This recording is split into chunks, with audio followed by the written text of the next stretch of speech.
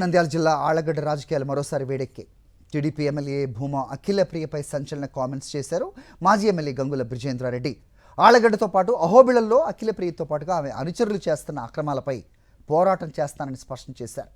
ఇసుక, మట్టి, చికెన్ వ్యాపారాల్లో అక్రమాలు జరుగుతున్నాయని, అహోబిళం తలనీలాల టెండర్ల నిర్వహణలో కూడా అవకతవకలు జరిగాయని అన్నారు.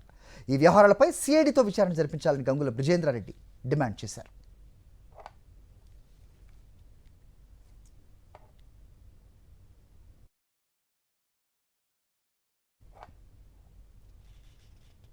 అదేవిధంగా అహోబిళం ఆలయ మాజీ అడ్మినిస్ట్రేటివ్ అధికారి పార్థసారథి సంచలన ఆరోపణలు చేశారు. ఎమ్మెల్యే భూమా అఖిలప్రియ దగ్గర బంధువులు తనపై దౌర్జన్యానికి దిగారని వాపోయారు.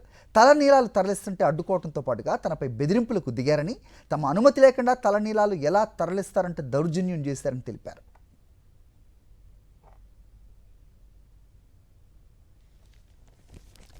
అహోబిళం తలనీలాలపై సిఐడి ఎంక్వైరీ జరగాలంటున్న మాజీ ఎమ్మెల్యే గంగుల బ్రిజేంద్రారెడ్డితో మా ప్రతినిధి లోకేష్ మాట్లాడారు.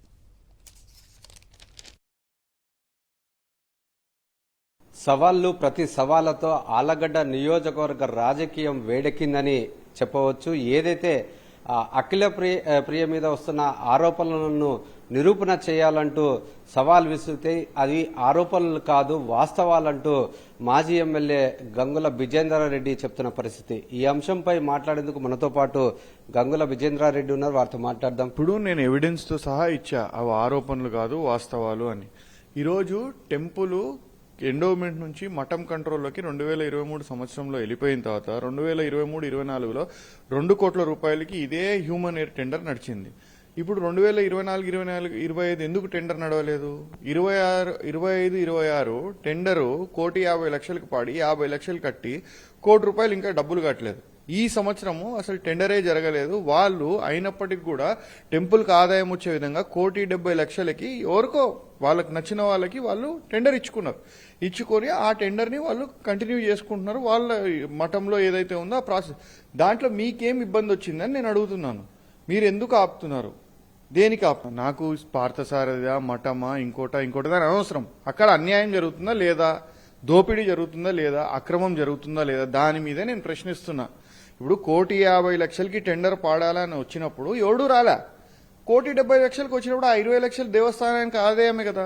ఆదాయం వస్తున్నప్పుడు 1,70,00,000 రూపాయల ఆదాయం వస్తున్నప్పుడు మీరెందుకు అడ్డుపడుతున్నారు? సరే, మీరు 2 కోట్లకు టెండర్ పాడతారా? పాడండి, మంచిదే కదా. టెంపుల్కి ఆదాయం రానియండి అని చెప్తున్నాం కదా.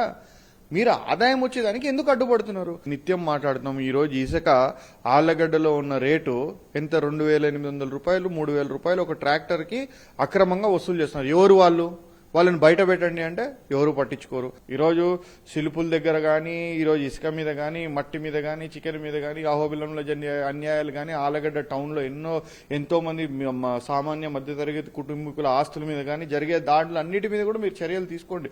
అడగండి, ప్రజలను అడిగి తెలుసుకొని ఖచ్చితంగా దాని మీద చర్యలు తీసుకోండి. ఈరోజు ఇంత అన్యాయం ఎక్కడా లేదు రాష్ట్రంలో. ఇంత అన్యాయంగా వ్యవహరిస్తున్నారు ఇక్కడ.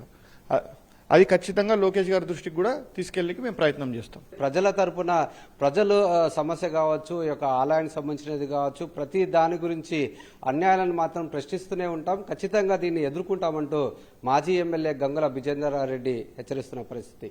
కెమెరామెన్ శేఖర్తో లోకేష్, సాక్షి టీవీ, ఆళ్లగడ్డ, నంద్యాల జిల్లా.